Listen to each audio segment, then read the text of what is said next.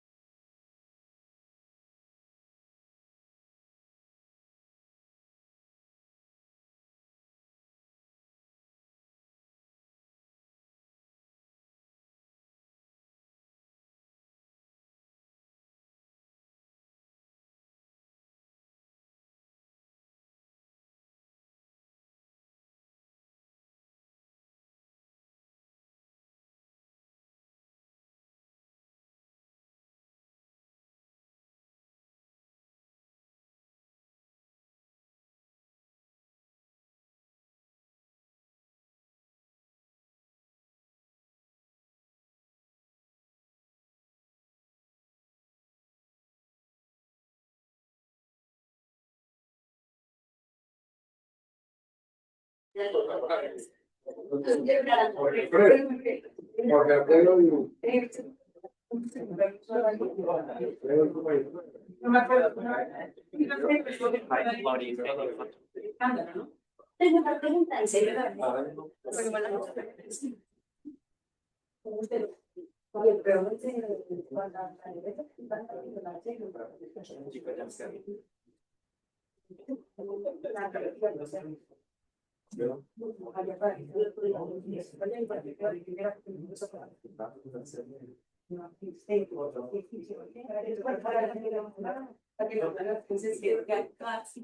yo no sé si no quiero infiníticos.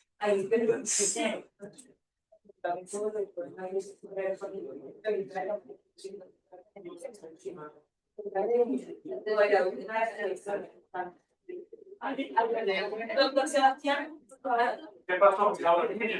No. El Jorge Alfredo tiene ahí la que quedó sola. ¿Cómo llama la que quedó sola? ¿Cómo llama la que quedó sola? ay, no, hagamos una cosa,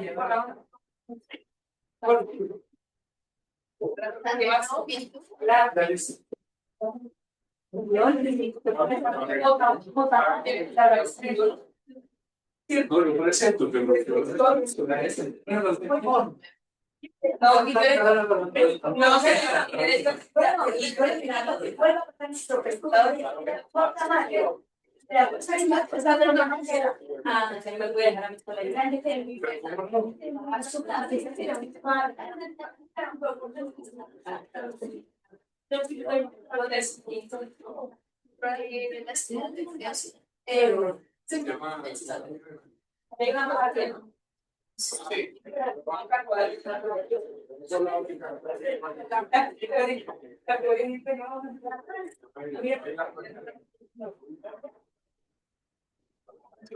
puede ser cuestión de cosas, además, en tú, o la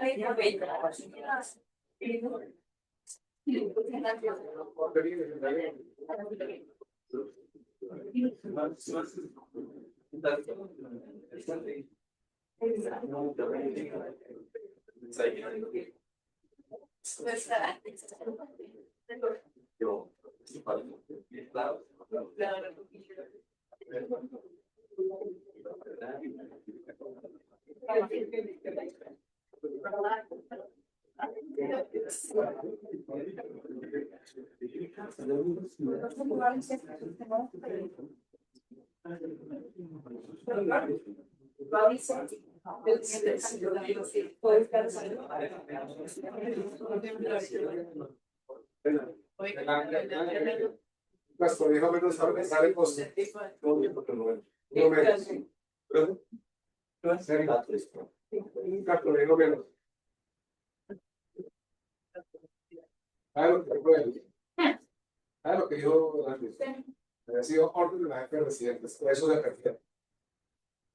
No, yo nunca he dicho. Yo le dije eso. En jugar sobre eso hasta yo. No, no, señor, yo estoy de acuerdo con usted.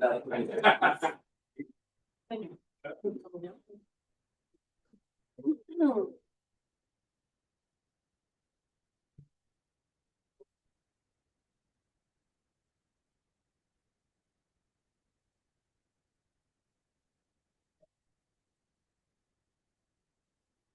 Sí, pero una es está. No,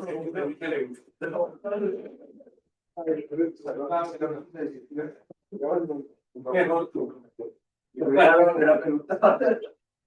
¿Eso no es ley?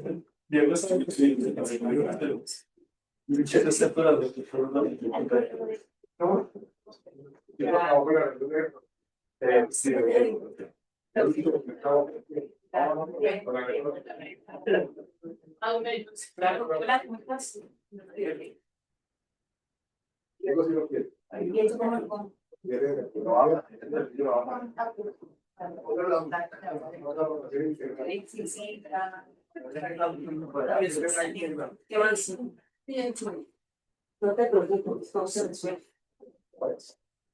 Es 32. La doctora nos está mandando la presentación de él. Hasta ahora.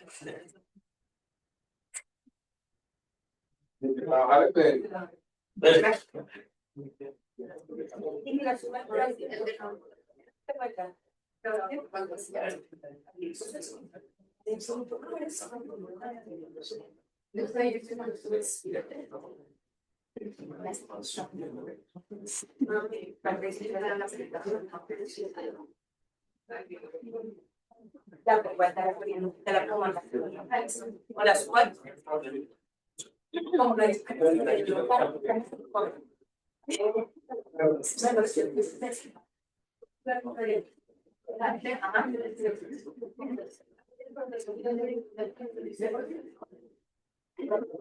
Bueno, buenas noches a todos y bienvenidos. El día de hoy vamos a hablar sobre la disección aórtica.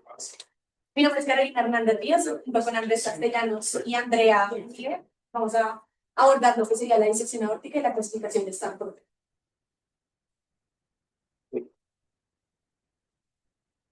Bueno, para comenzar tenemos la definición, que sería pues esta disrupción que se da en la capa media de la aorta, que es provocada pues por el sangrado que separa las capas de la pared vascular, y en un 90% de los casos existe ese desgarro intimal que permite la entrada de sangre en el plano de la media, creando pues esta separación de los tejidos.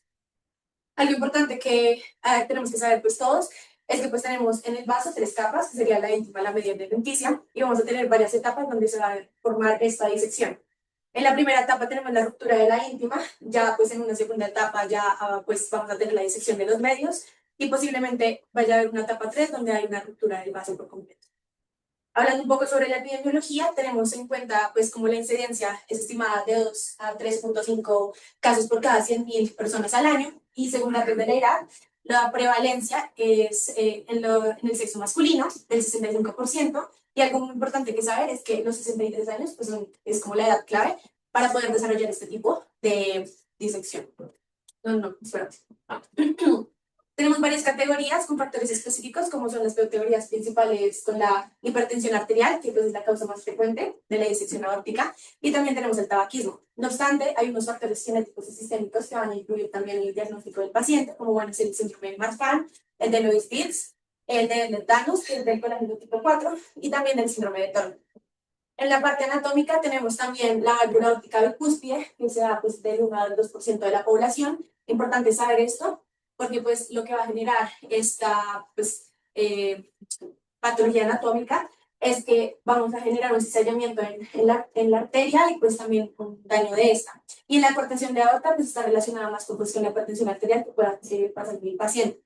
Otros de los factores específicos podrían ser el uso de cocaína, trauma torácico, pues los traumas de alto impacto que podrían llegar a sufrir los pacientes, y androgenia y el embarazo. Algunas de las lecturas dicen que la sífilis también está relacionada con la disección de aorta, entonces pues tenerlo en cuenta. En la anatomía y la histología, pues, anteriormente, tenemos las capas de la aorta, que son 3, pero pues igualmente hay que saber que pues estas tienen colágeno y pues elastina, por lo que pues también va a generar como que en el paciente pues haya esta dilatación cuando la sangre ingresa entre la capa íntima y la media, y de esta manera pues ya se empiezan a desarrollar en los pacientes estos síntomas que podrían ser el dolor torácico o pues ese dolor desgarrador que pueden llegar a tener. Y pues pues como macroscópicamente podemos ver que pues también hay varios números, como puede ser el verdadero y el falso, que lo podemos ver también a nivel imagenológico, que es importante saber pues para clasificar. Empezando ya pues con las clasificaciones que tenemos según la temporalidad y la gravedad, donde vamos a hacer el uso de la comunicación de la SBS, donde pues vamos a tener varios estados, como puede ser el hiperagudo, que se demora 24 horas, el agudo de 1 a 14 días, subagudo de 15 a 90 y la crónica pues de 90 días. Esto también está relacionado pues como el manejo, si va a ser un manejo médico o endovascular, pero pues igualmente les vamos a hablar un poco más pues de esto posteriormente para que puedas mirar cómo, cuál sería el manejo óptimo que pues se da en el paciente con la disección aórtica. Hay varias clasificaciones también como esta, que es la de Bucky y la de Stanford, donde tenemos la de Bucky, pues 3 tipos de disecciones, y la tercera tipo de disección está relacionada pues con lo que hablaremos en la charla, que es la Stanford B. Ya en la primera, pues se origina en la aorta ascendente y pues se extiende al menos en el callado aórtico y normalmente pues en la aorta descendente. En la tipo 2 tenemos que solo es en la aorta ascendente, y en la tipo 3, la A, pues ya va a limitarse a la aorta ascendente, que se va a dar un desgarro, y en la B, el desgarro ya se va a extender por debajo del diafragma. En la de Stanford, que sería la segunda, pues entonces tenemos la A y la B, que pues esto también está relacionada con la clasificación TEM. Afecta a la aorta ascendente, la tipo A, pero ya la tipo B pues no va a afectar a la aorta ascendente, sino que pues va a influir ya en la disección del callado. Aquí tenemos una imagen, la Stanford, como les dije anteriormente, la de Bucky tipo 1 y de Bucky tipo 2, pues está relacionada con la A, y la B pues con la de Bucky 3. Bueno, esto es muy importante saberlo porque pues esto es lo que usan normalmente los cirujanos vasculares para pues clasificar la lesión y la extensión de esta.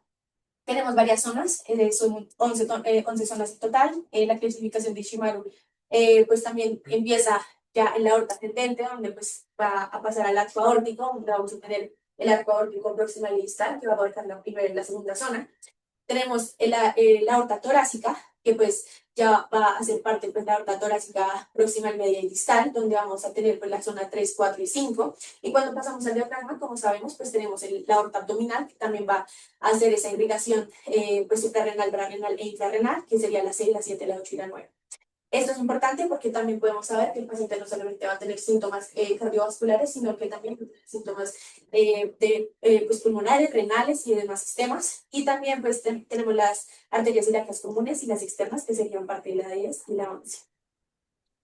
La clasificación TEM, como anteriormente lo dije, pues entonces tenemos, pues está basada en la modificación de la clasificación de Stanford, que pues es la europea, donde en la T tenemos el tipo de disección pues, que vaya a tener al paciente.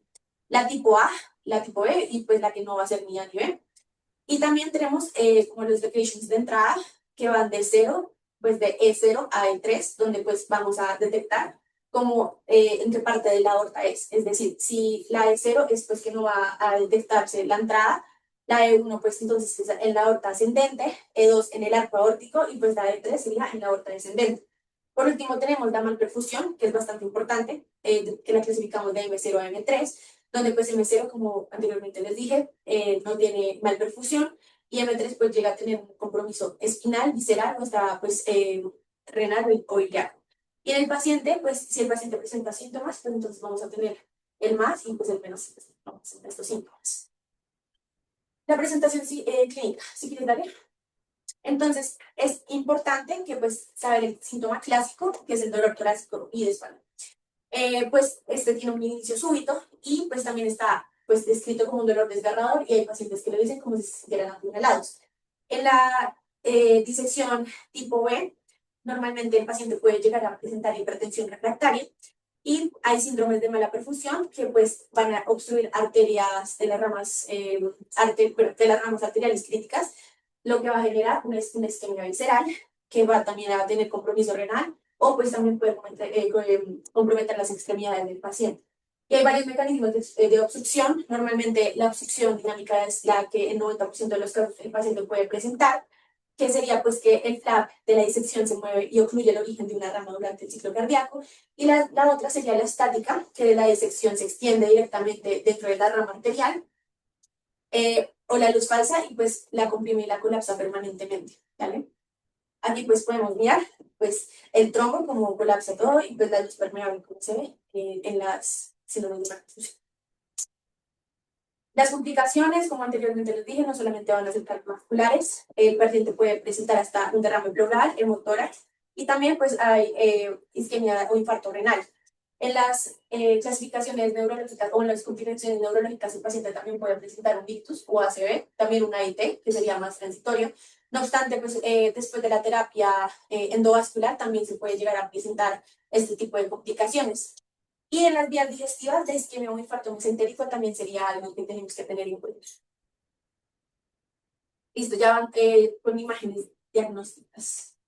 Entonces, la primera imagen diagnóstica que tenemos es una radiografía del tórax. Lo que nosotros podemos mirar en el paciente sería, pues, no, este no es el gold standard, esta es una imagen que pues también sería como para descartar otras patologías subyacentes a lo que sería la disección aórtica, porque no se ve muy bien, pero pues también hay un signo que es el signo cervico torácico, que pues este nos va a hablar como si tiene los bordes, o sea, como que en la aorta sí se puede llegar a ver como los bordes y cómo se puede clasificar, pero pues de esta manera pues lo que vamos a, o sea, no es el estándar de oro para clasificar el tipo de disección porque pues ya vamos a tener otros remodelados como podría ser TAC. Tenemos también el ecocardiograma transtorácico, donde pues podemos ya mirar la luz verdadera y la falsa, que también pues se usa normalmente en pacientes que tienen movilidad limitada, entonces pues como es fácil de pues como de utilizar en estos pacientes es como la opción de manejo. Y la ecocardiografía transesofágica también, que también pues miramos el lumen verdadero y el lumen falso para mirar cómo está pues como la condición del paciente frente a la enfermedad. El gold estándar sería pues ya como tal este TAC, porque pues también tenemos la remodelación 3D, que es pues el AngioTAC, pero pues como tal el TAC en total es como el estándar de oro para esta patología. La idea también es como con este contraste poder mirar como el desarrollo de la disección a través de la arteria y clasificar. Entonces, este estudio es de alta resolución, de accesibilidad y rapidez, entonces tiene una especificidad del 100% y del 98% para detectar las disecciones en aorta torácica y abdominal respectivamente. ¿Vale? Este es el AngioTAC, como tenemos acá, pues como lo ven, es un remodelado 3D, entonces esto va a generar que sea un poco más fácil pues, para el cirujano vascular poder clasificar y mirar la extensión de la lesión y tratar de pues, tener una idea de la terapia endovascular que se le va a hacer al paciente. La resonancia magnética también pues es una de las imágenes diagnósticas que se pueden usar en la clínica. Normalmente pues esto tiene contraindicaciones con varios tipos de pacientes, como pueden ser los pacientes que tengan marcapasos, o pues también tiene como buen resultado en pacientes que llegan a tener como patología de Casales. Y el aortograma también, que es como para mirar cómo sería como tal la disección, pues como a nivel ya como interno, que es un poquito más, como le digo, invasivo. Pero pues antes está el gold standard, pero ya ahora pues con el TAC, pues pasa a ser como el segundo más importante. Bueno, entonces ya luego pues, de esta breve introducción, y en cuanto al abordaje médico, tenemos que tener varios aspectos claves. Y es justamente, como lo mencionó mi compañera, esta es una de esas patologías que quizás tiene una clínica y una sintomatología muy difusa y la podríamos confundir con múltiples patologías que perfectamente son el día a día de un servicio en urgencias. Entonces, para ello, lo ideal es justamente tener un buen abordaje inicial y lo vamos a realizar mediante unos laboratorios generalizados, como lo serían un hemograma completo, un perfil hepático y además un perfil metabólico. Ya si nosotros tenemos una sospecha o el paciente nos da indicios de que posiblemente tenga ya sea un daño o una insuficiencia cardíaca, podríamos irnos por algo más específico como lo serían el dímero D, las troponinas y un péptido natriurético. De estas últimas tres, el más clave que tengan y que lo ideal es que siempre lo soliciten es el dímero D. Y ya se van a dar cuenta para qué. No obstante, también es clave solicitar un electrocardiograma, porque como estos pacientes tienen una clínica que perfectamente se podría confundir con un infarto agudo de miocardio, pues justamente el EKG es clave para descartar esto. Y adicionalmente, los posibles hallazgos que podremos encontrar en este laboratorio serían un EKG normal o incluso podríamos llegar a evidenciar alteraciones tanto en la onda T o en el segmento ST. Y pues ya enfocándonos un poco más y apoyándonos en imágenes, en estudios imagenológicos, las tres opciones que se destacan justamente como primer abordaje serían la radiografía de tórax, el ecocardiograma transesofágico y un POCUS. De estas tres, pues la última guía hace énfasis en que realmente la radiografía de tórax tiene una recomendación 1C, más que todo va a depender del criterio médico y de la que más se recomienda por su alta especificidad y sensibilidad es justamente el ecocardiograma transesofágico. Adicional, es importante que tengamos presente algo y la disección aórtica se diagnostica más que todo por hallazgos accidentales en estudios imagenológicos. Esto quiere decir que realmente nosotros vamos descartando patologías para poder dar con el diagnóstico. Y ahí pasamos justamente a la estratificación, que consta de 4 pasos claves, como lo sería pues el primero, identificar a aquellos pacientes que estén cursando o presentando una disección aórtica aguda. ¿Cuáles serían esos? Justamente los que mencioné, una de las sintomatologías que mencionó mi compañera Carol, que presenten dolor abdominal, de tórax o incluso de espalda. Pueden también estar pasando por un síncope o que tengan síntomas consistentes con un déficit en la perfusión, como lo serían alteraciones en el sistema nervioso central o incluso isquemia en miembros inferiores. Ya posterior a este primer abordaje, lo que vamos a hacer es justamente un pretest de riesgo, el cual consta de 3 pilares claves, como lo serían condiciones de riesgo, las condiciones pues de las características del dolor y las características del examen físico. Entonces, en el primer pilar, las características que más destacaríamos justamente sería, por ejemplo, aquellos pacientes que tienen enfermedad del tejido conectivo, como lo sería el síndrome de Marfan e incluso el del sternum, y ya enfocándolo un poco más el paciente sería con respecto a la historia, ya sea tanto de familiares como quirúrgicos. En el caso de los quirúrgicos, mirar si este paciente ya tuvo una abordaje anterior a un aneurisma torácico aórtico o si incluso ha tenido una manipulación de la aorta. Y en el caso de los familiares, mirar justamente si tiene un historial de enfermedades aórticas. Ya pasando con las características del dolor, como mencionaba previamente, estos pacientes las describen ya sea de inicio abrupto y lo clasifican como uno de los peores dolores de su vida y no menos importante, pues las características de este dolor. Algunos lo refieren como punzante, entre otros. Y en el último pilar, las características del examen físico, tendríamos que primero evidenciar si hay un déficit en la perfusión. Esto puede ser mediante los pulsos y además de eso, pues si tiene algún déficit en el neurológico focal. También, pues, si presenta insuficiencia aórtica o un murmullo y sobre todo el estatus en el que llega, si tiene hipotensión o entra en un estatus de shock. Todo este pretest lo agrupamos justamente con la historia clínica y adicional, pues, con los factores de riesgo y el examen físico. Para seguir justamente con el paso número 3, que es ponerle una clasificación al paciente. Esta puede ser bajo, intermedio o alto. Vamos a primero comenzar con el alto riesgo, que van a ser aquellos pacientes que van a presentar 2 o más características de alto riesgo del pretest. Estos pacientes, lo que más se recomienda es automáticamente remitirlos a cirugía y solicitarles estudios imaginológicos para planificar esta intervención. Ya en el caso de los pacientes de riesgo intermedio, van a ser aquellos pacientes que presenten alguno de los pretest que mencioné previamente.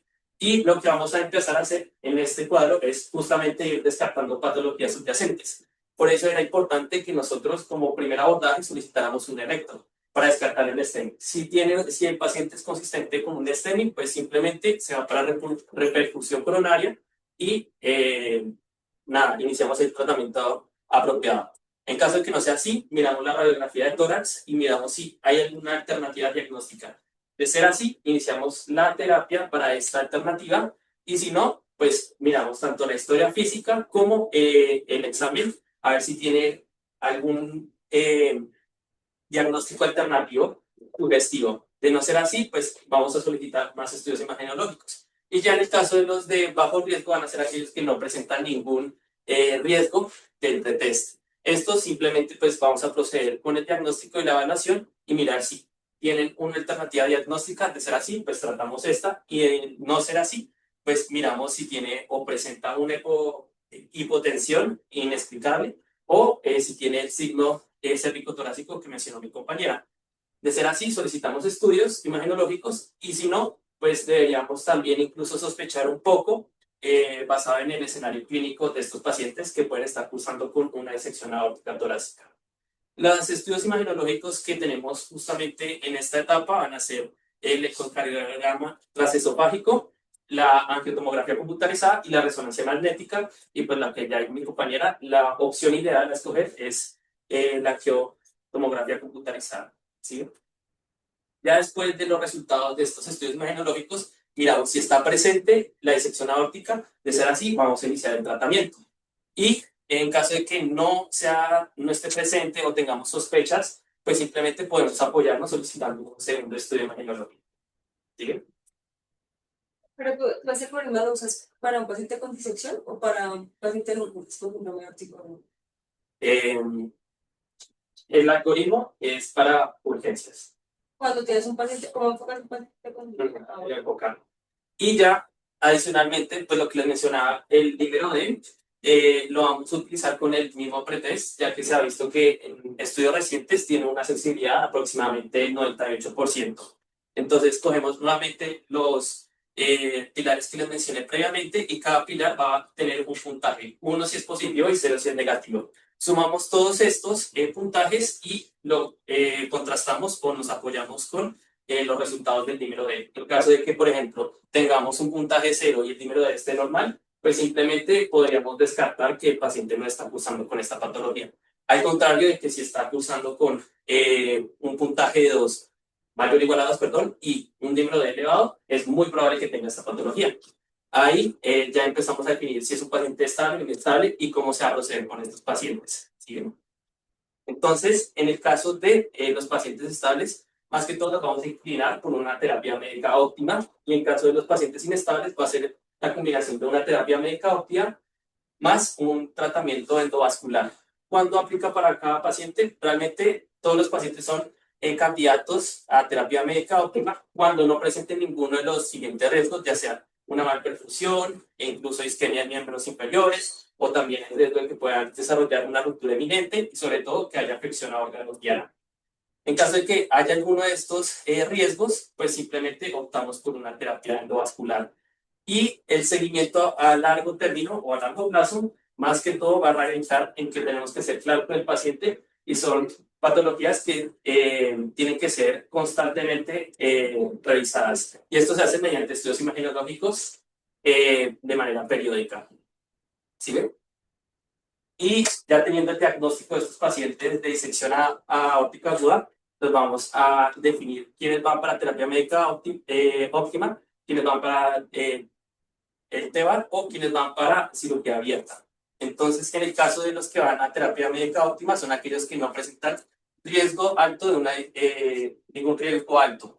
Y los que van a entrar a la terapia endovascular o la cirugía abierta van a ser aquellos pacientes que tienen un alto riesgo de desarrollar o que se pueda complicar justamente esta disección. Los criterios que tenemos para clasificar cuáles van para terapia endovascular o cuáles van para cirugía abierta van a ser más que todo aquellos que presenten un diámetro mayor de la aorta ascendente de 4.5 o incluso una anatomía no óptima para la intervención del TEBAR. Más que todo esto de los de anatomía óptima van a ser aquellos que tienen, por ejemplo, enfermedad de tejido conectivo.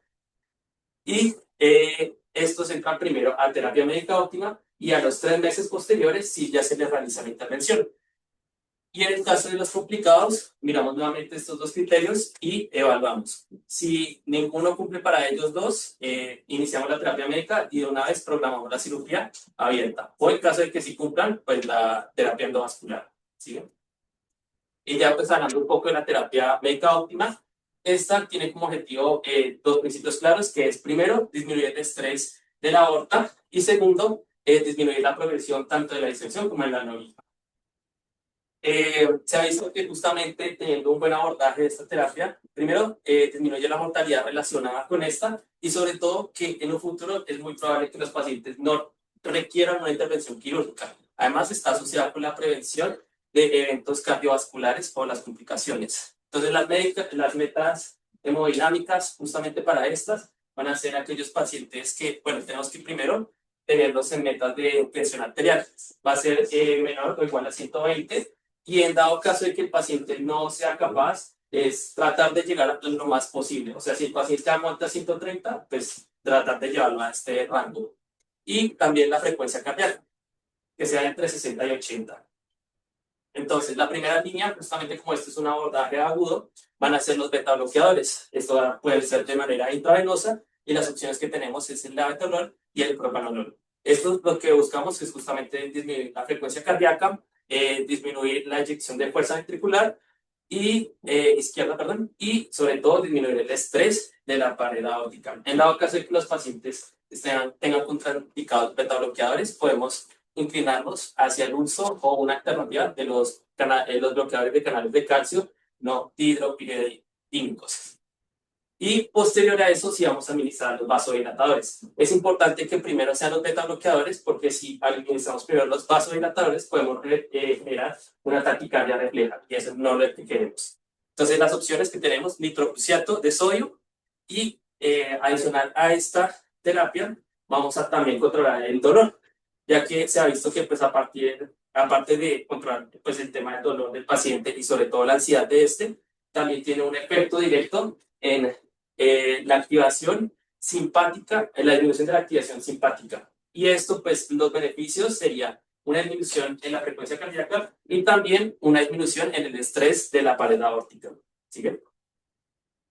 Y ya, pues, en cuanto al tratamiento a largo término, vamos a seguir utilizando los beta bloqueadores. También ya vamos a introducir los IECA o los ARA2, principalmente los ARA2, y si es pertinente, también los bloqueadores de canales de calcio. Y adicional, acompañarlos con estatinas. Más que todo, pues se ha visto que las estatinas tienen un efecto antiinflamatorio y afectan directamente la remodelación, algo pues clave justamente en esta patología. No obstante, también no toca descuidar los temas de el dolor y la ansiedad del paciente y sobre todo mirar las complicaciones, ya sea una isquemia mesentérica, una falla renal, un tamponamiento o incluso un mal funcionamiento de una válvula cardíaca. Y otro punto clave en cuanto al tratamiento es ser enfáticos con el paciente que debe haber un cese total de tabaquismo y sobre todo una modificación en la dieta. Y ya pues abordando el tema del manejo endovascular, principalmente van a ser aquellos pacientes que tengan, por ejemplo, una ruptura o una malperfusión y sobre todo que ya haya afección de los órganos diana. Nosotros en este momento pues vamos a evidenciar o con la angiotomografía computarizada si es un paciente óptimo o no para la intervención. ¿Qué quiere decir esto que sea óptimo? Pues primero mirar la zona terciaria y sobre todo también pues la aorta ascendente. ¿Cuáles son nuestros pacientes que no van a ser óptimos? Pues primero los que tengan, por ejemplo, una disección retrógrada tipo A o que incluso pues la aorta ascendente está muy ensanchada. Y no menos importante, pues una zona muy compleja de aterrizaje para el stent y aquellos pacientes que presenten trastornos del tejido conectivo.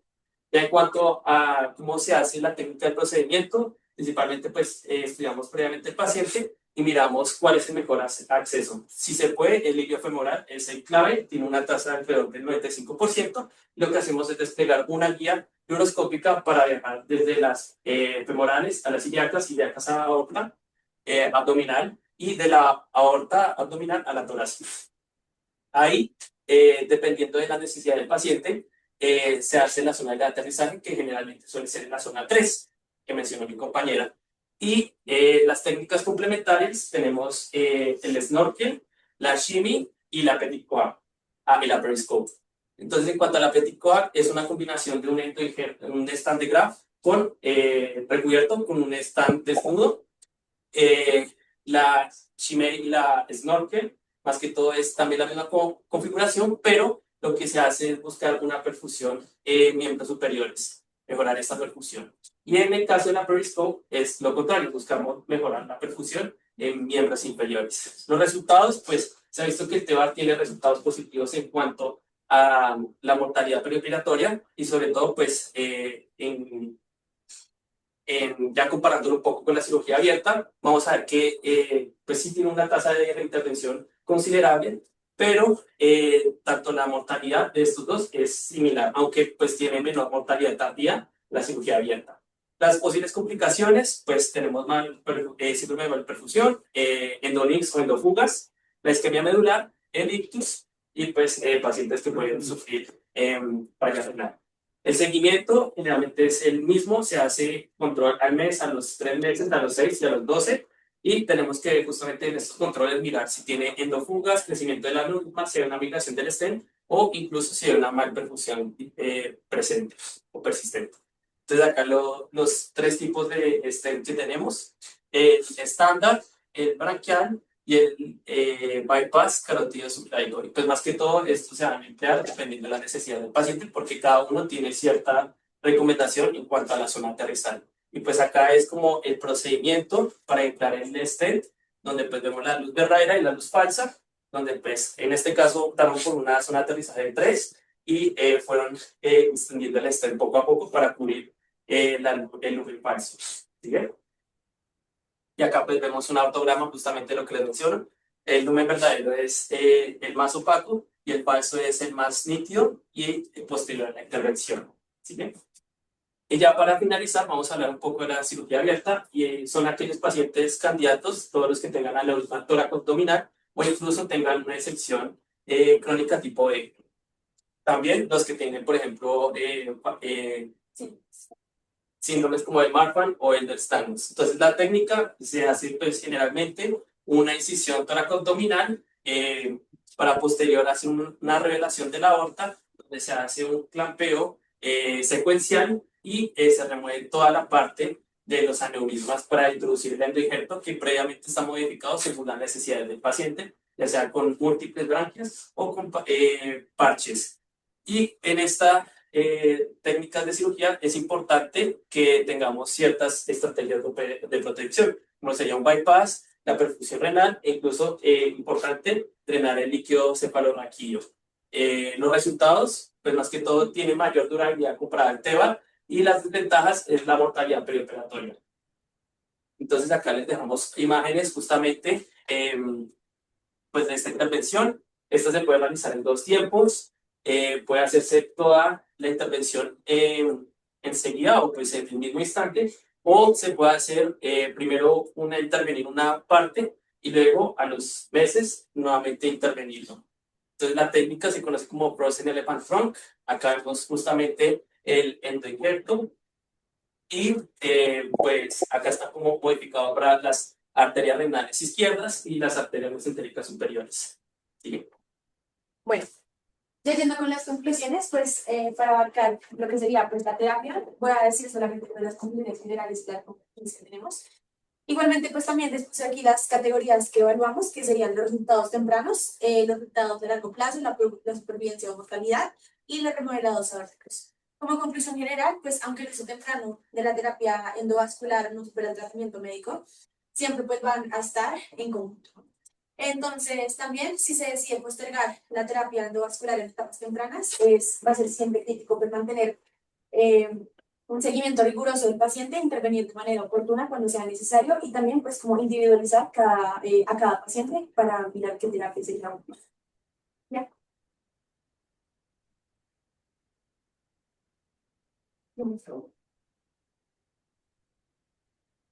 Pelágio, cuando usted lo llama de urgencia, que usted se siente siempre la ciudad y le dicen, doctor, es que tenemos una paciente por una disección tipo B. ¿Qué tiene que tener en cuenta para decir si la va a operar ya, si la va a mandar a UCI, si eso es crónico? Lo primero es ver si uno, si la paciente está sintomática, dos, ver si la paciente está estable, tres, evaluar cómo se domina entonces los pacientes para complicaciones y ver si tienen un factor de riesgo de no ser dinamismo, o sea, que esté alguna, tenga alguna, algo que no sale, es un complicado. O sea, Yo tengo un problema. si tiene signos de complicación, la opera ya. ¿Cuáles son los signos de complicación? O sea, si la paciente tiene un formato, o sea, si tiene una pluma, en ese momento, está inestable. Usted tamaño inicial de la apertura de usted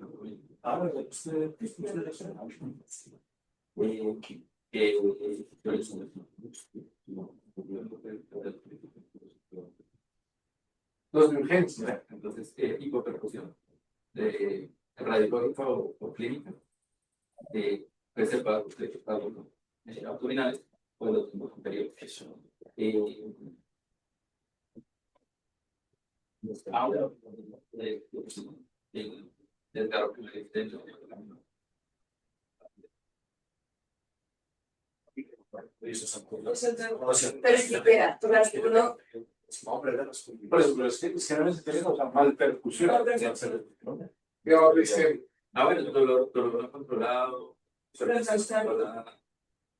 La hipertensión no controlada, la mayoría tienen hipertensión no controlada. No, lo que pasa es que en presión tiene que control contra antihipertensiva a dosis máxima. O sea, que el paciente no le hayan dado la terapia de impulso, que sería controlar la cardíaca y la tensión arterial, y el paciente no controla. O sea, eso lo llama uno pues, un factor de alto riesgo para una disección complicada. Igual eso no indica que el paciente se tenga que operar de forma ya. O sea, eso es lo que eso es lo que, digamos, uno como ciudadano, creo yo que es lo que debe tener en cuenta, o pues usted como médico general, las disecciones tipo B son de predominantemente pues manejo médico inicialmente, y lo que se trata siempre es de observar de alto riesgo el manejo quirúrgico o hacerlo en una etapa, pues en la etapa subaguda, que es la que se prefiere. ¿Cuánto lo tocaría hacer aquí? Pues o sea, que el paciente esté, ya que llegó el rompe, el paciente que se rompe, porque definitivamente no está perdido, o sea, sí o sí toca operar al paciente ya, porque se muere, o le pasamos a la sala o se va a ir. Solo hay Sí, usted puede estar dilatado unos otros y es tan complicado. pero sin infiltración quirúrgica.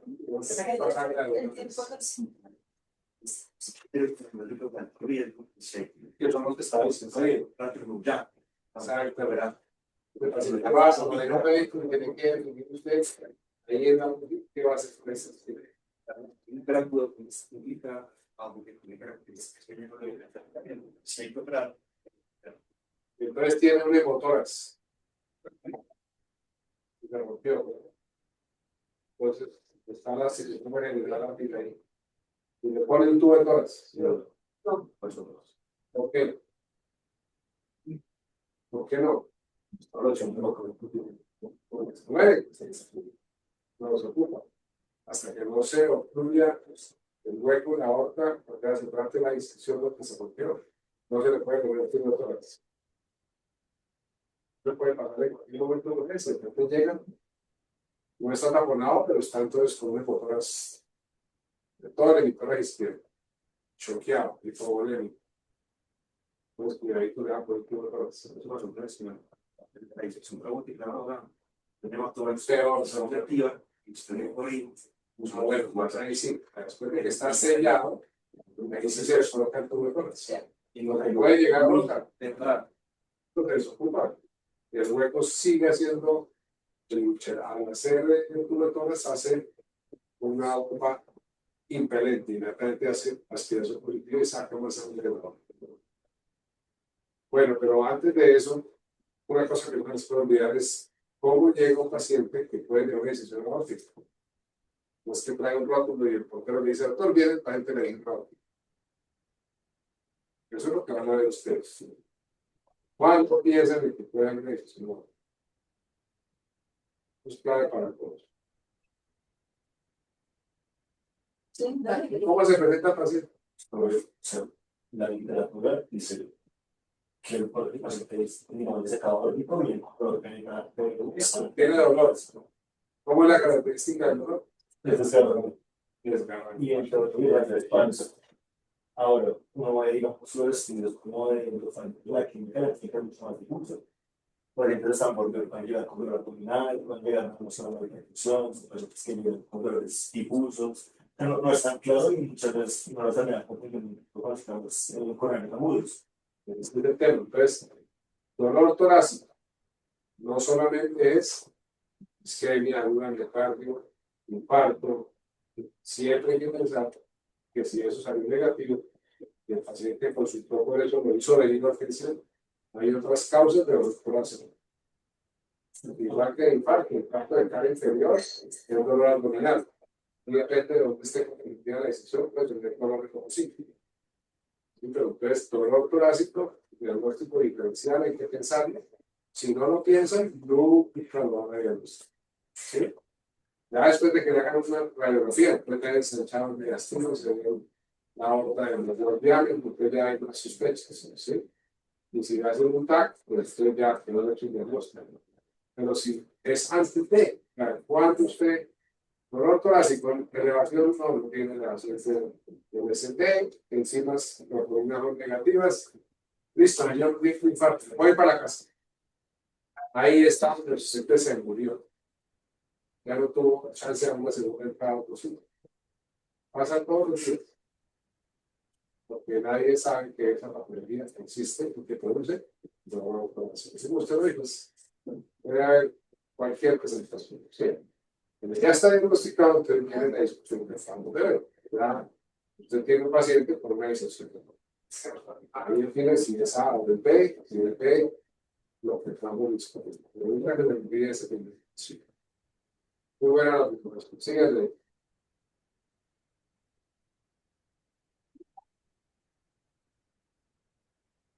Bueno, entonces yo continúo con la parte de la disección tipo B.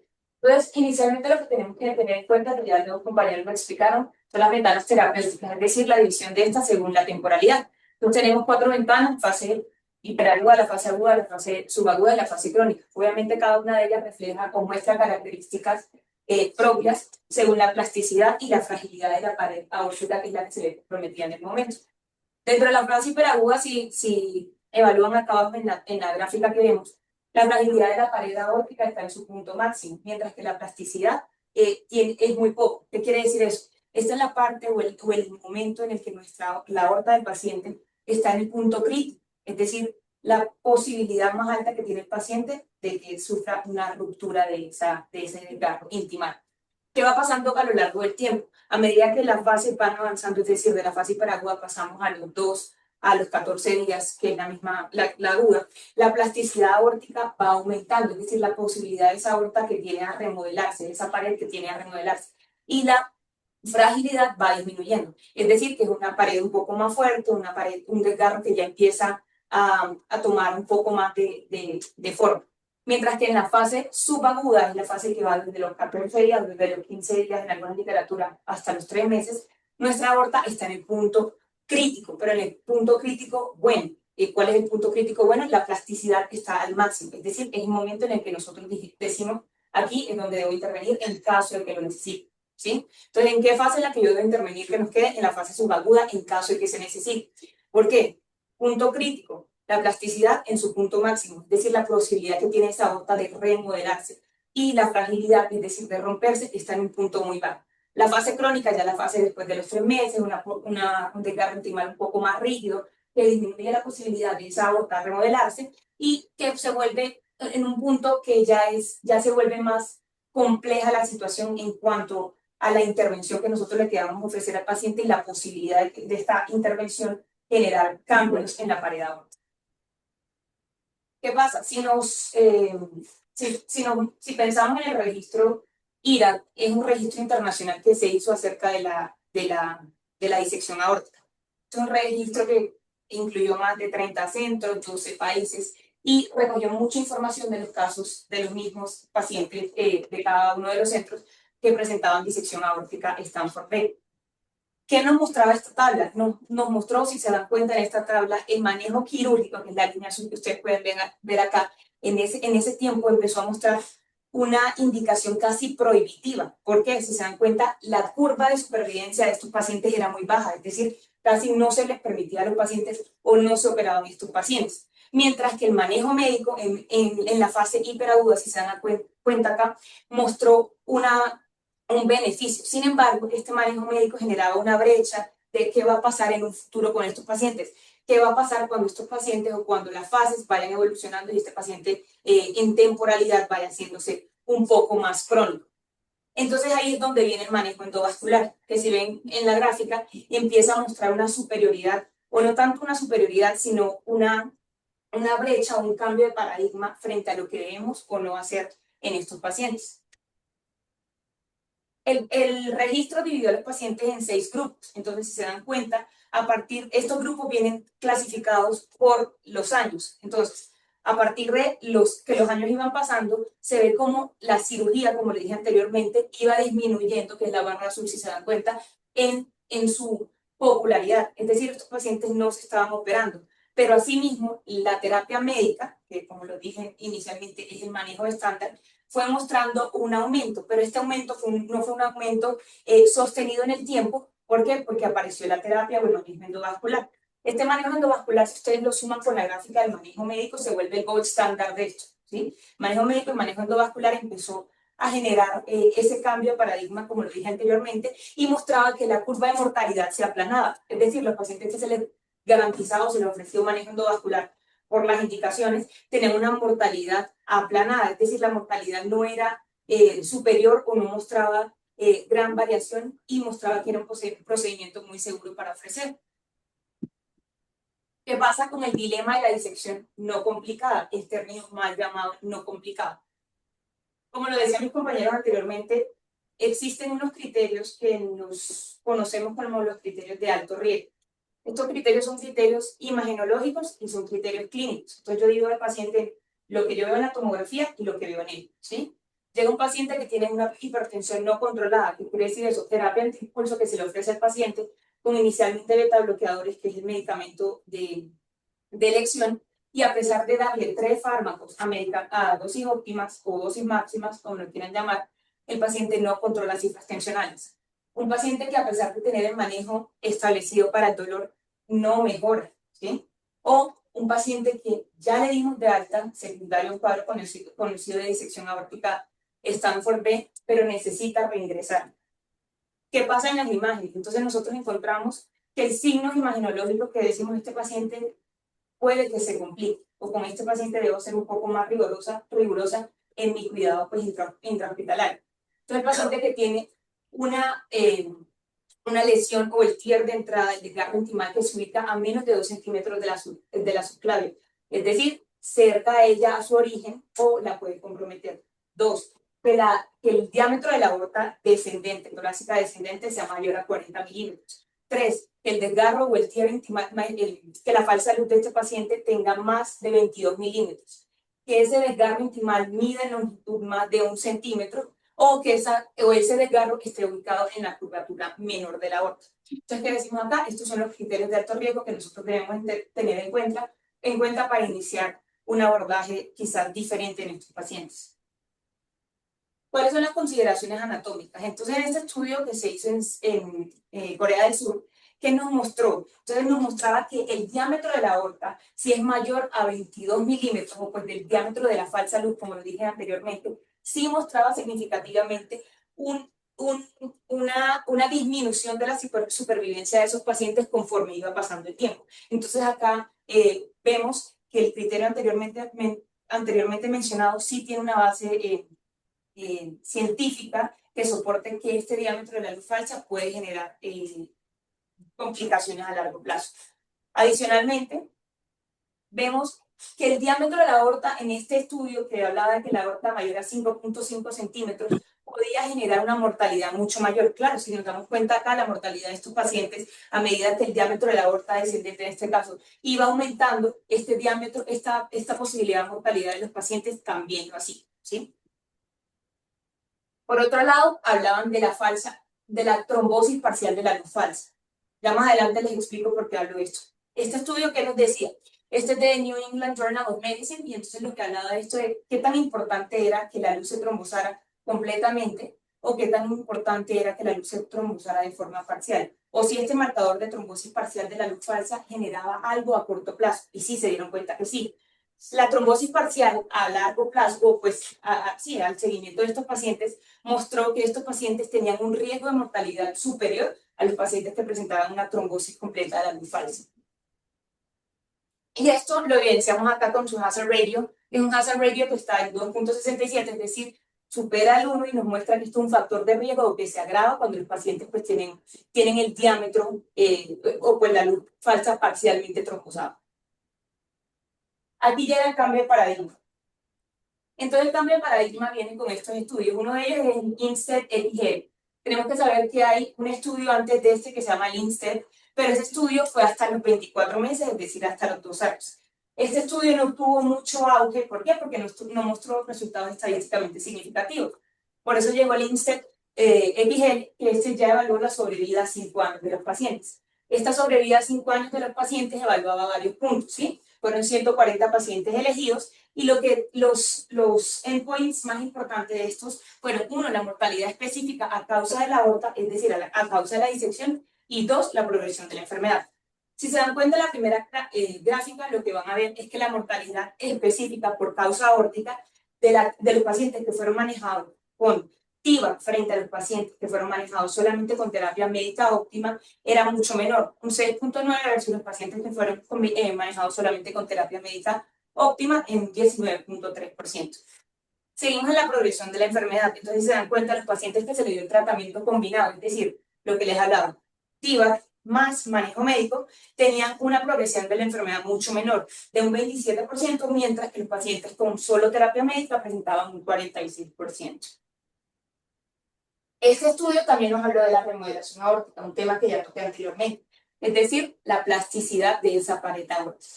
Entonces, hablaba que los pacientes a 5 años podían o no presentar una trombosis completa de la luz falsa, y aparte de eso podrían presentar un remodelado favorable de la aorta torácica. En los dos, con una P estadísticamente significativa, se mostró que el TEVAR más el manejo médico generaba una trombosis completa de esa luz falsa en un 90% de los pacientes, mientras que el remodelado favorable se dio un 79.2% de los pacientes con manejo combinado. Llegó el estudio ABSORB. Quiero recordar que el estudio INSTED-EPIGEL hablaba de los pacientes en el periodo subagudo, ¿sí? Es decir, de los 15 días, de los 90 días en adelante, de los 15 días en adelante. Entonces, el estudio ABSORB fue el primero que empezó a mostrar a los pacientes ya no el periodo subagudo, que es el periodo de indicación para intervenir en caso de que sea necesario, sino que el ABSORB habló del periodo, del periodo agudo, es decir, ya del día 2 al día 14, el primero que lo hizo. ¿Y qué mostró o qué fue lo más significativo de la trombosis de la falsa luz, o la disminución más bien del diámetro de la luz falsa, que es lo que nosotros normalmente tratamos de mejorar con los procedimientos endovasculares? Entonces, se dan cuenta, la terapia combinada generó una disminución de ese diámetro de la luz falsa significativamente superior a lo que generaba el manejo únicamente con medicamentos. Y llega el biopsia. El Virtue es un registro que hizo una casa comercial que fue Medtronic. ¿Qué dijo Medtronic? Medtronic dijo, yo voy a probar mi prótesis, que es una prótesis que usamos para disección aórtica, Stanford Beck, que es la Valiant, y ellos dijeron, pues nosotros vamos a ver qué pasa, más bien, con este cambio o este remodelado o trombosis de la luz falsa de nuestros pacientes cuando le ponemos o no la prótesis, y lo vamos a dividir según 3 etapas clínicas. Ellos le dividieron solamente, pues, ventanas, como lo dije anteriormente, en periodo agudo, subagudo y crónico. Y en las dos, porque son 2 gráficas diferentes, porque lo evaluaron cuando se trombosaba la luz a nivel del tronco celíaco y lo evaluaron cuando se trombosaba la luz en la aorta torácica descendente. Entonces, en las 2 gráficas, lo único que nos dicen ellos es que significativamente en el periodo agudo y en el periodo subagudo es cuando más los pacientes presentaron trombosis de la luz falsa. Y en el periodo crónico, como yo les dije anteriormente, por las características de la aorta, el beneficio de intervenir estos pacientes no es que no exista, sino que se disminuye porque esa plasticidad ya nos permite ese remodelado aórtico que se busca. Y entonces aparece acá el concepto del TIVAR preventivo. Entonces, tenemos un paciente que ya falló la terapia médica óptima. Este paciente tenemos que ver si hemodinámicamente cumple los objetivos para llevarlo a un procedimiento que es el reparo endovascular de la aorta torácica. ¿Cuáles son nuestros objetivos? Siempre lo que les decía anteriormente. Cubrir el desgarro intimal primario, es decir, donde tenemos el desgarro de la íntima, y 2, trombosar la luz falsa. Es la luz por la cual la sangre que debe ir normalmente por la aorta se va hacia ese canal y va generando ensanchamiento o aumento de su tamaño. Y esto es lo que genera el riesgo, pues, o el debilitamiento de la pared y posterior riesgo de ruptura. Entonces, en el manejo endovascular existen unas técnicas adyuvantes. Estas técnicas son más utilizadas para estos pacientes que ya están en el periodo subagudo crónico, ¿sí? En los pacientes que tenemos que están de alto riesgo, ¿sí? Pero que no se, o con factores de alto riesgo, pues, pero que no se intervinieron, y ahora hay algo que se está generando en el control imaginológico que puede estar presurizando o generando complicaciones secundarias a la disección de tipo E. Entonces, esta es una de las técnicas que existe, que es el Knickerbocker. Entonces, Knickerbocker son como unos pantalones, pues si lo buscan en internet, que usan o usaban hace mucho rato en Alemania. La forma, no sé, nadie sabe, no es claro. ¿Por qué se llama así? Porque si ven las imágenes, pues no hay mucho parecido con la técnica. Pero bueno, sin embargo, ¿qué es lo que busca esta técnica? Dilatar el stent aórtico en algún punto para cubrir o para generar trombosis de salud falsa. Entonces, ¿qué pasa? Este es un stent que es recubierto, ¿sí? Este stent se pone normalmente, o lo que buscamos hacer con los stents cuando son recubiertos, pues, o son stents que van a cubrir una disección aórtica Stanford Beck, digamos que no tenga compromiso de la arteria subclavia izquierda, es cubrir, lo primero que hacemos, el desgarro intimal, es decir, ¿dónde se rompió la pared aórtica? ¿En qué lugar se rompió la pared aórtica? Nosotros debemos garantizar que ese stent quede o alcance a cubrir ese desgarro de la íntima, ¿sí? Ese es nuestro primer objetivo. Entonces, con el Knickerbocker, ¿qué es lo que hacemos nosotros? Dilatar esa endoprótesis como un balón. ¿Esto para qué? Para generar la posición de este stent a la pared aórtica que tiene la luz falsa, es decir, para igualar 2 luces en algún punto de la aorta, ¿sí? ¿Está claro? Son normalmente 2 luces. Luz falsa, luz verdadera. Luz falsa tiende a ser siempre más grande. ¿Por qué? Porque la aorta lleva sangre presurizada, y esta sangre presurizada, al tener un hueco en la pared, esta sangre coge otro camino.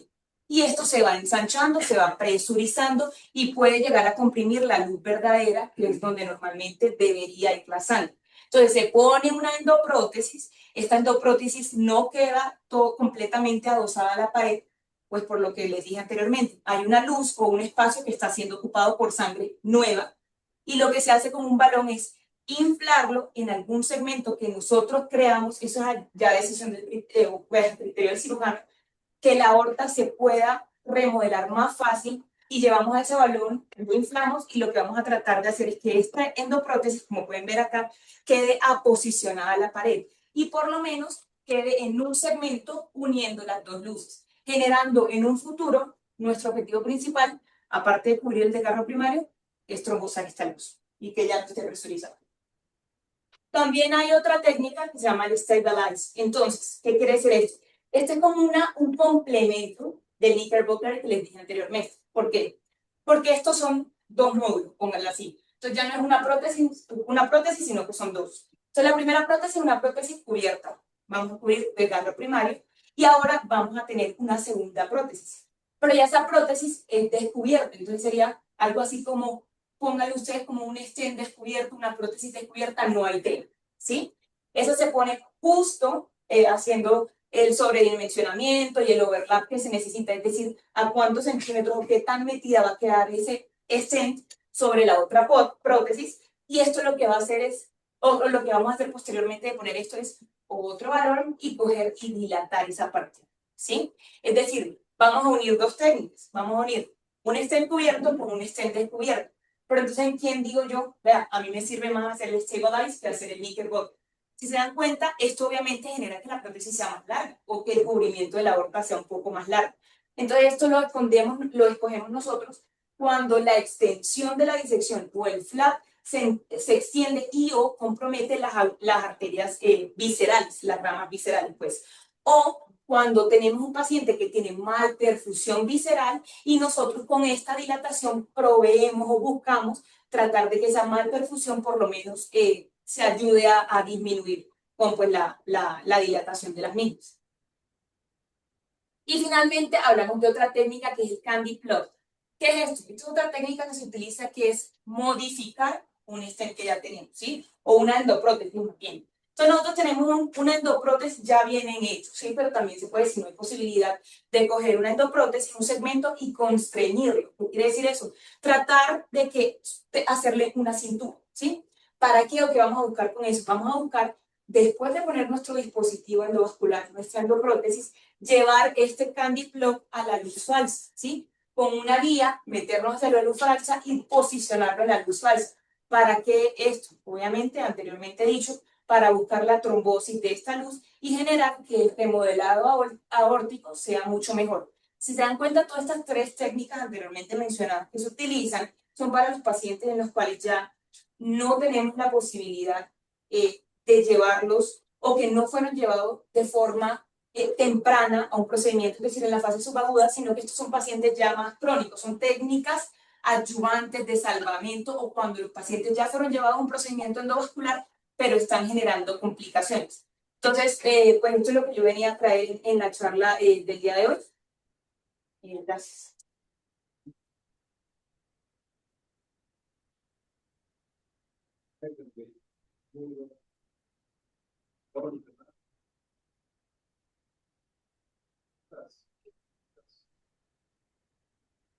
Quedó clarísimo. Yo creo que el mensaje fue claro.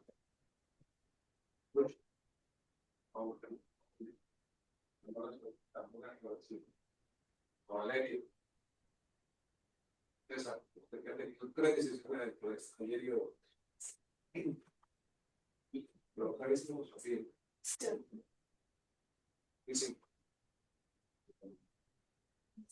Creo que quedó claro, principalmente el concepto de no operar y el que hemos hablado todos estos días de tomar, pues de analizar bien el caso y pues, ser claros cuando no tenemos que operar y cuando toca, pues ser muy claros. Nadie quería preguntar. En los criterios de los de la autoridad sabe que la dimensión no pensará menos de 20 milímetros las primeras clave. Eso es, digamos, por el marco de la extremidad. No tanto por eso, o sea, sí. Uno, por el tiempo, o pues por lo primero que nosotros pensamos ahí, es por la zona de sellar, ¿sí? Entonces, ya estamos pensando o adelantándonos en este paciente ya tiene un criterio de alto riesgo, este paciente quizás necesita intervenirlo, entonces ahora, ¿dónde voy a sellar esa endoprótesis? Es decir, ¿me va a tocar cubrir las subclavias? ¿Sí? ¿O no? Porque ellos saben que las subclavias en una zona que explicaron ellos de Ishmael está en zona 2, ¿sí?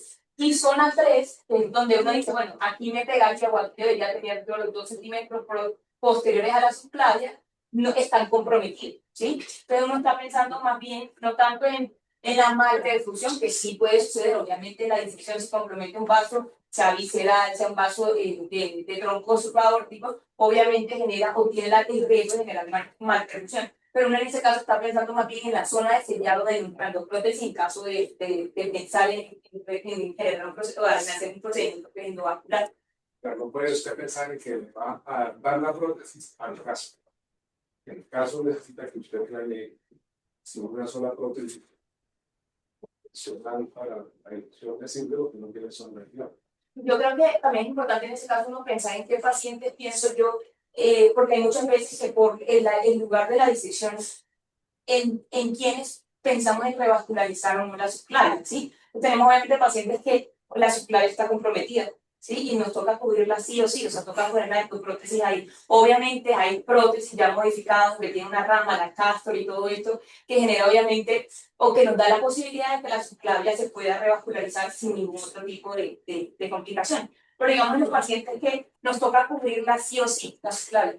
Y entonces decimos nosotros, ¿será que me toca revascularizarla? ¿Y revascularizarla a qué me refiero? En hacer un puente, una derivación para evitar que ese brazo, que la subclavia da circulación al brazo, se quede sin circulación, porque pues si la voy a tapar, ¿sí? Entonces, la conecto o la uno con la carótida izquierda, puedo hacer pues, un bypass, como le llaman, es una conexión, pero ¿en quién decido yo hacer esa conexión? Entonces, digamos que yo tengo un paciente que eso es muy común acá en la cardiopatía, esos pacientes que tienen revascularización miocárdica y tienen un puente con la mamaria interna. Esos pacientes son obligatoriamente, ¿sí?, revascularizables la subclavia. ¿Por qué? Porque esa mamaria interna es rama de la subclavia izquierda que yo voy a cubrir. Entonces, que le voy a dejar el puente sin circulación. O sea, la parte cardíaca del paciente pues no puede quedar desapercibida. Otro paciente en el que yo sé que voy a generar un cubrimiento extenso de la aorta, ¿sí? O sea, voy a coger mi endoprótesis y la endoprótesis va a cubrir más de 20 centímetros. Entonces, yo tengo riesgo de que ese paciente me haga una isquemia medular. Yo digo, antes de que me la hagan, yo revascularizo. Tres, un paciente que tenga entonces una circulación vertebral dominante izquierda, ¿sí? Entonces yo digo, ese paciente depende de la vertebral izquierda y yo le pienso tapar la subclavia, entonces me toca revascularizarle la subclavia, sí, la subclavia. O tres, el paciente que tiene la vertebral derecha ocluida. Ese paciente pues solo tiene la izquierda, ¿sí? Entonces toca revascularizar. Yo creo que eso, no tanto para los estudiantes ni para eso, pero sí entender que hay casos en los que uno tiene que cubrir esa arteria y que hay que pensar en si debo o no, o qué tan importante es para el paciente, más que para mí, generar una comunicación con otra arteria para evitar generar síntomas por el cubrimiento de la misma. ¿Qué es lo que está usted hablando que no tiene compartir? Estamos hablando literalmente de pero lo que quizás de verdad, y eso sale de una guía que sale en 2026, y es una tablita muy clara donde dice cuánto debería Revascularizar las subclavias. uno siempre debería tratar de mejorar, pero hay unas diferencias muy claras que son variantes. Claro, con un puente normal, es pague, preservada, aumentar la dominancia izquierda, la vertebral, pero ya es un escenario muy controlado, uno puede mirar la dominancia, que es un momento agudo, que es un momento agudo, el movimiento del 20 centímetros, es un escenario que yo digo, pues está para corregir. Incluso las guías se van, incluso toca cubrir, ahora una complicada que toca entrar, o sea, si toca entrar y cubrirla, se cubre y ellos se basan, es como en la incidencia de izquierda medular basada en los pacientes con trauma, cuando tocan ligar la clave. Y dicen que es un riesgo de 8 y 11%, que sería el riesgo. Se va a morir, O sea, se va a subir, pues estás pro, o sea, ya si la vamos a hacer más programado, pues no quieres conocer todas estas fuerzas, pero no era eso, nada, Sebastián.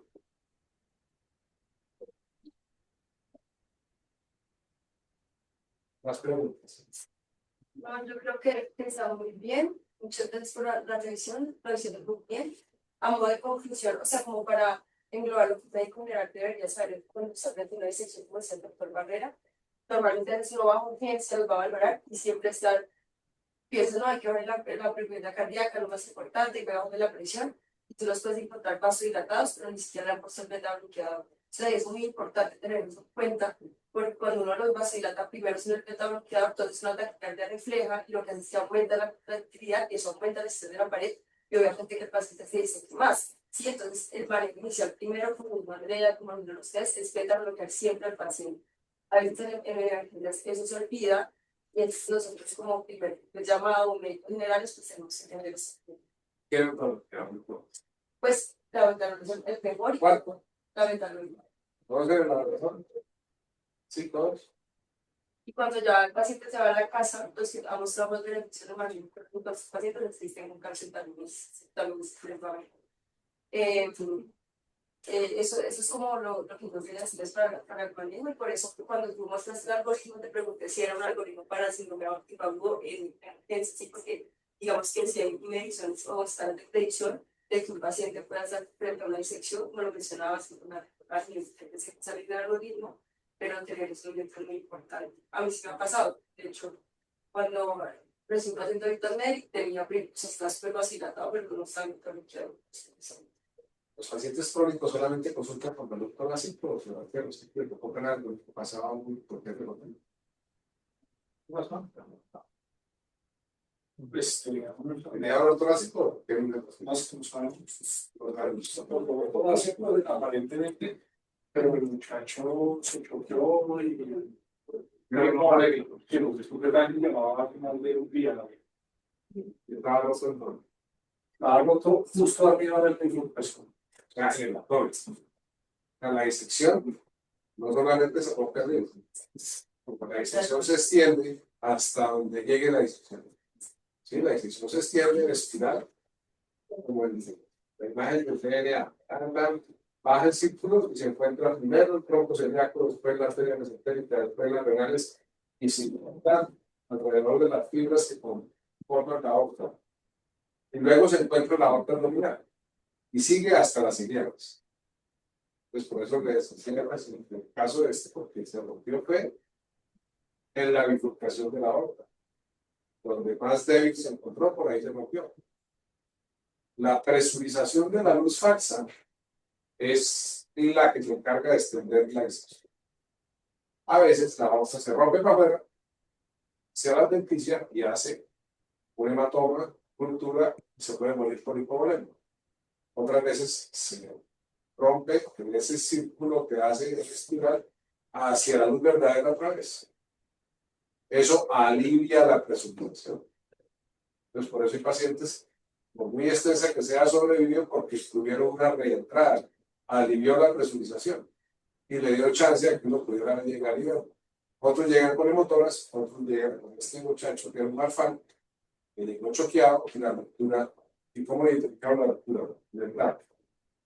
Un plato choqueado.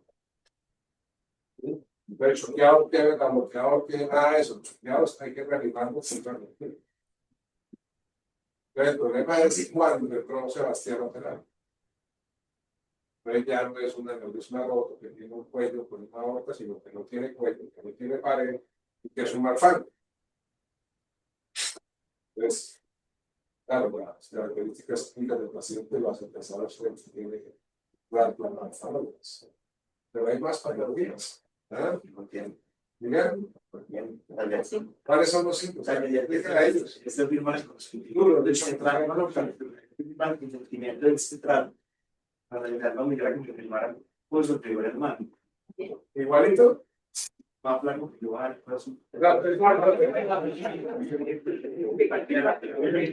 su para ustedes. Eso parece como raro.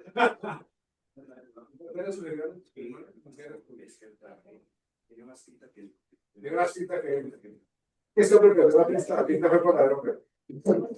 La semana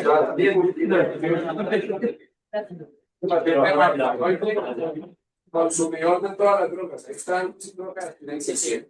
Drogas que se